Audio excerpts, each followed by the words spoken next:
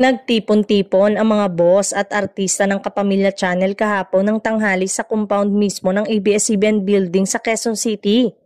Eto'y para sulyapan at magpa-picture sa huling sandali ng old building ng ABS-CBN, kung saan naroon din ang Dolphy Theater kasama pa ang tower, ang The Millennium Transmitter na may taas na 720 feet.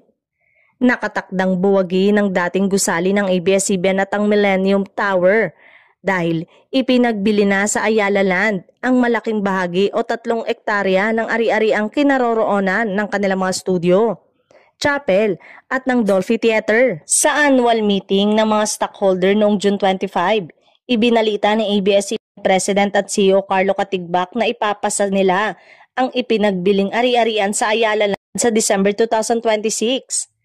Ayon sa isang empleyado ng Kapamilya Network na dumalo sa pagtitipon noong Miyerkules, hindi sinabi sa kanila ang eksaktong petsa pero nalalapit na umano ang pagbuwag sa makasaysayang Millennium Transmitter na isa sa itinuturing na landmark sa lungsod ng Quezon.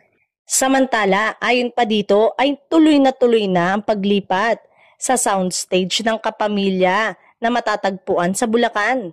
Anytime soon umano ay gagamitin na yon sa mga ilang palabas ng Kapamilya.